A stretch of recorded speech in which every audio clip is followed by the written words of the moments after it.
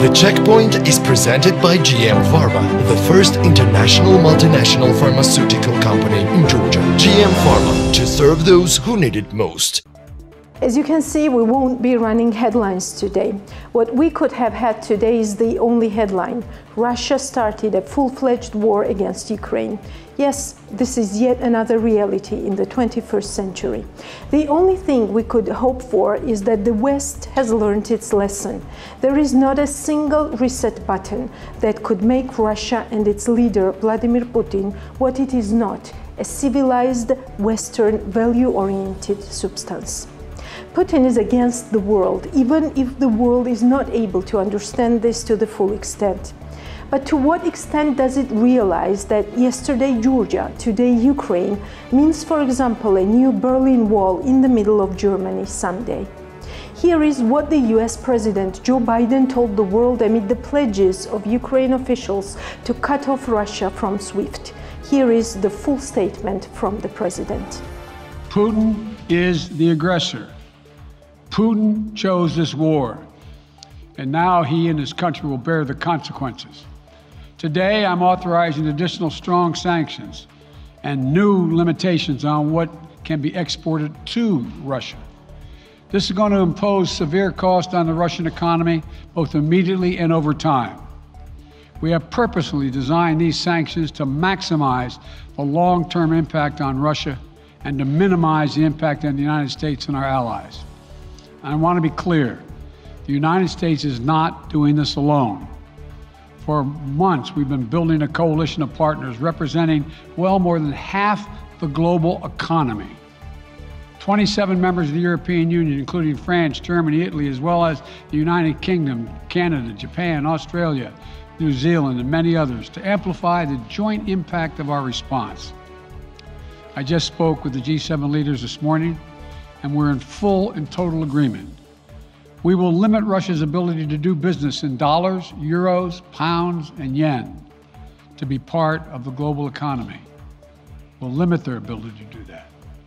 We're going to stunt the ability to finance and grow the Russian military. We're going to impose and we're going to impair their ability to compete in high-tech 21st century economy. We've already seen the impact of our actions on Russia's currency and the ruble, which early today hit its weakest level ever in history. The Russia stock market plunged today. The Russian government borrowing rate spiked by over 15%. In today's actions, we've now sanctioned Russian banks that together hold around $1 trillion in assets. We've cut off Russia's largest bank, a bank that holds more than 1/3 of Russia's banking assets by itself, cut it off from the U.S. financial system. And today, we're also blocking 4 more major banks. That means every asset they have in America will be frozen. This includes VTB, the second largest bank in Russia, which has $250 billion in assets. As promised, we're also adding the names to the list of Russian elites and their family members that we're sanctioning as well. As I said on Tuesday, these are people who personally gain from the Kremlin's policies, and they should share in the pain. We will keep up this drumbeat of those designations against corrupt billionaires in the days ahead. On Tuesday, we stopped the Russian government from raising money from U.S. or European investors. Now we're going to apply the same restrictions to Russia's largest state-owned enterprises, companies with assets that exceed $1.4 trillion. Some of the most powerful impacts of our actions will come over time as we squeeze Russia's access to finances and technology for strategic sectors of its economy and degrade its industrial capacity for years to come. Between our actions and those of our allies and partners, we estimate that we'll cut off more than half of Russia's high-tech imports. It'll strike a blow to their ability to continue to modernize their military. It'll degrade their aerospace industry, including their space program. It'll hurt their ability to build ships, reducing their ability to compete economically. And it will be a major hit to Putin's long-term strategic ambitions. The U.S. Department of the Treasury's Office of Foreign Assets Control imposed expansive economic measures in partnership with allies and partners that target the core infrastructure of the Russian financial system, including all of Russia's largest financial institutions and the ability of state-owned and private entities to raise capital, and further bars Russia from the global financial system. The actions also target nearly 80% of all banking assets in Russia and will have a deep and long-lasting effect on the Russian economy and financial system. The Treasury is taking action against Russia's top financial institutions and majority of institutions' subsidiaries around the world. So yes, President Biden was right. The sanctions are tight and strict and will have a very negative impact on Russia, but in the medium or long term. The war is now.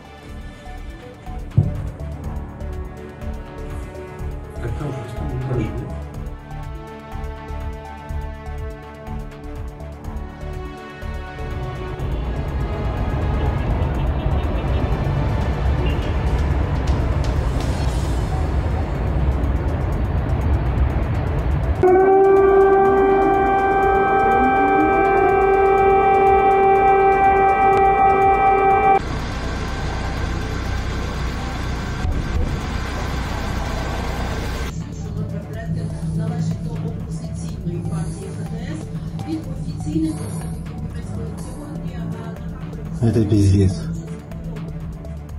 By the way, Russian state-owned bank VTB owns subsidiaries in a number of post-Soviet countries.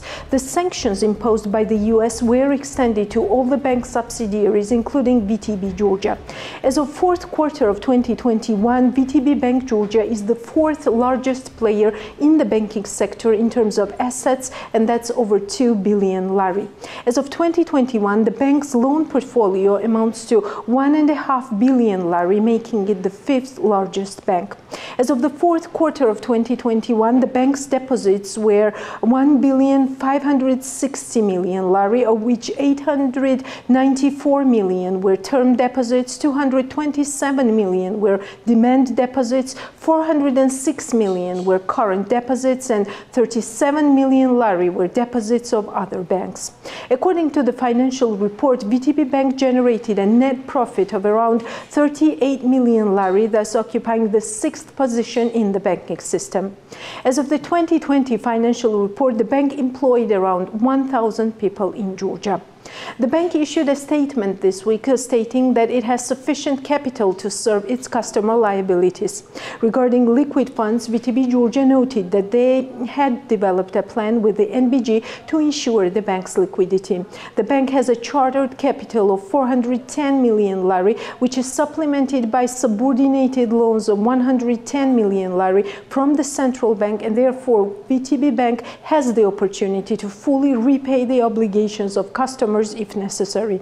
As of February the 1st, the ratio of its total assets to customer funds and deposits of resident banks exceeds 135%, totaling 565 million lari. JSC VTB Bank Georgia, together with the National Bank of Georgia, has developed an action plan in case of imposing sanctions. Accordingly, the bank prepared to meet these sanctions. At the same time, in case of liquidity needs, the NBG is ready to provide the bank with appropriate resources, VTB Bank Georgia wrote. The National Bank of Georgia also explained that VTB Bank Georgia would have to comply with international sanctions. As for the bank's clients, NBG would be ready to protect them. VTB also falls in the package of severe sanctions against Russia declared by the British Prime Minister Boris Johnson. The package targeted banks, members of President Vladimir Putin's closest circle, and the extremely wealthy who enjoy high-rolling London lifestyles. This was Great Britain's input in the process of Western nations coordinating actions to impose tough sanctions against Russia in response to its all-out invasion on neighboring Ukraine, where Moscow staged missile strikes on cities and poured its troops into the country. Speaking to Parliament, Johnson said Putin would be condemned by the world and by history for his invasion, never able to cleanse the blood of Ukraine from his hands. This hideous and barbarous venture of Vladimir Putin must end in failure, he told Parliament when announcing the new sanctions. For our part today, the UK is announcing the largest and most severe package of economic sanctions that Russia has ever seen. After the West was criticized for earlier weaker sanctions, this week in response to Russia recognizing two breakaway republics in Ukraine, Johnson said leaders had agreed to work together to maximize the economic price Putin will pay. A government official said the coordinated sanctions by countries around the world would knock percentage points off the Russian economy in the next 12 to 18 months. Let us listen to Great Britain's Prime Minister Boris Johnson. Putin's venture must fail, indeed. Britain's unwavering support for Ukraine's sovereignty and territorial integrity. And now the UK and our allies will begin to impose the sanctions on Russia that we have already prepared, using the new and unprecedented powers granted by this House to sanction Russian individuals and entities of strategic importance to the Kremlin. Today, the UK is sanctioning the following 5 Russian banks: Rossiya, IS Bank, General Bank, Promzyaz Bank, and the Black Sea Bank. And we are sanctioning 3 very high net worth individuals: Gennady Timchenko, Boris Rottenberg, and Igor Rottenberg. Any assets they hold in the UK will be frozen. The individuals concerned will be banned from travelling here. And we will prohibit all UK individuals and entities from having any dealings with them. This is the first tranche, the first barrage of what we are prepared to do. And we hold further sanctions at readiness to be deployed alongside the United States and the European Union if the situation escalates still further. Last night, our diplomats joined an emergency meeting of the UN Security Council, and we will raise the situation in the Organization for Security and Cooperation in Europe.